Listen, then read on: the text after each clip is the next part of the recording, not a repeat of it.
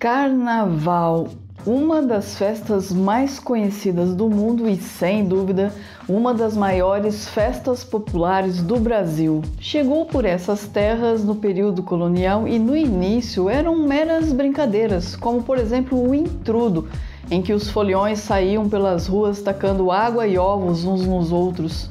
Ao longo do século XX, inúmeros ritmos e danças passaram a fazer parte da festa, o que transformou o nosso carnaval em algo único no mundo. Não se trata somente de uma festa única, mas também repleta de diversidade, já que nós temos samba, marchinha de carnaval, frevo, maracatu, desfile de escolas de samba, trios elétricos, blocos de rua. O que poucos sabem, entretanto, é que essa mentalidade que permeia o carnaval brasileiro de que ninguém é de ninguém, de que tudo é possível, teve um marco de nascimento em nossa história. E sim, tudo começou com o carnaval do ano de 1919, uma festa que ficou conhecida popularmente como Carnaval do Fim do Mundo, assunto do Papo Torto desse mês.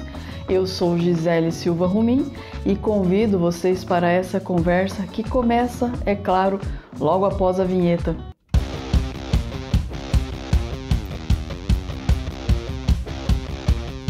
Apenas relembrando, o mundo em 1919 acabava de sair da Primeira Guerra Mundial. A Alemanha e os aliados celebraram um armistício em novembro de 1918, encerrando o conflito. O problema é que com o fim da guerra há um aumento no fluxo de navios nos portos, especialmente os vindos da Europa, e com isso chega ao Brasil o surto de gripe espanhola. A doença era provocada por uma mutação no vírus da gripe, o influenza, e o surto marcaria a história como uma das maiores pandemias que já havíamos enfrentado até o advento da Covid-19. Os historiadores e sanitaristas acreditam que o vírus tenha chegado no Brasil em setembro de 2018, através do desembarque de passageiros contaminados em Recife, Salvador e Rio de Janeiro. Não havia medicamento, de modo que era necessária a adoção de medidas preventivas, como lavar as mãos, quarentena e distanciamento social. Mas já naquele momento da história haviam muitos negacionistas e essas medidas demoraram para serem implementadas. O resultado disso, segundo dados da Fiocruz, é que em torno de 65% da população brasileira contraiu a doença. Em todo o mundo, a gripe matou em torno de 50 milhões de pessoas. No Brasil, estima-se que 35 mil vidas foram ceifadas, incluindo o presidente eleito Rodrigues Alves. A cidade mais afetada foi o Rio de Janeiro. E aí, pessoal, estão curtindo o Papo Torto desse mês? Eu espero que sim e gostaria de pedir para que não esqueçam de engajar esse episódio. Se estiver nos ouvindo por podcast, compartilhe nas redes sociais e indique a seus amigos. Se estiver nos assistindo pelo YouTube, deixe uma curtida, um comentário, inscreva-se no canal. O seu engajamento é fundamental para que esse trabalho cresça. É claro que hoje, depois de tudo o que sofremos em razão da Covid-19, esses números soam como algo irrisório.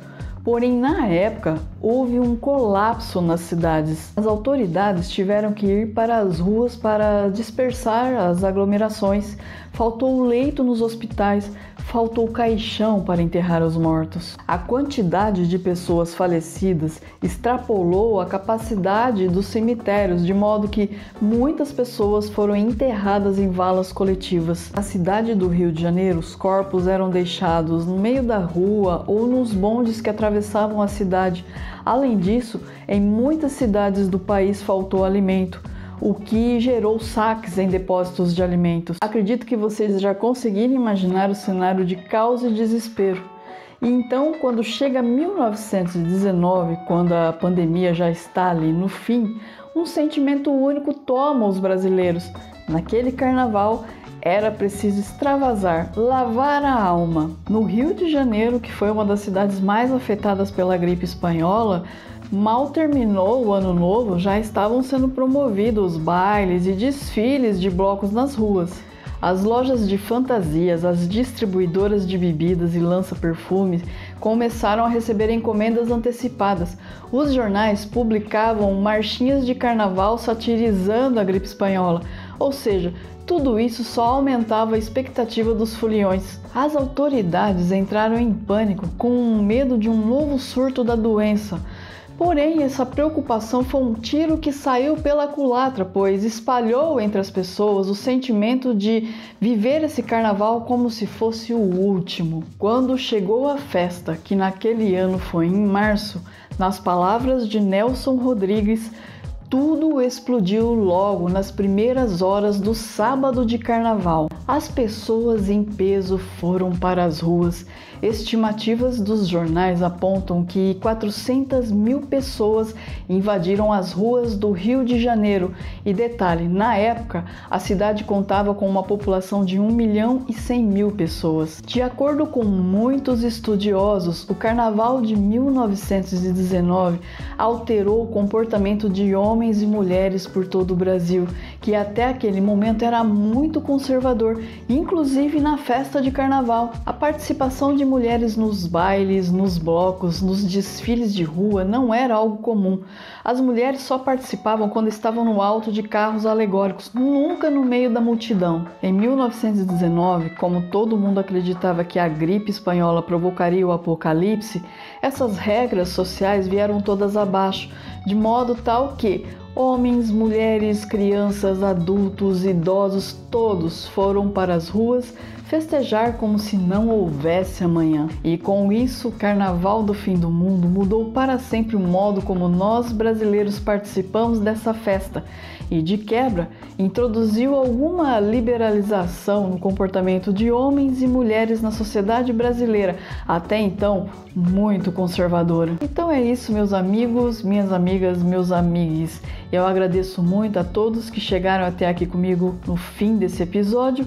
Um super beijo e até a próxima!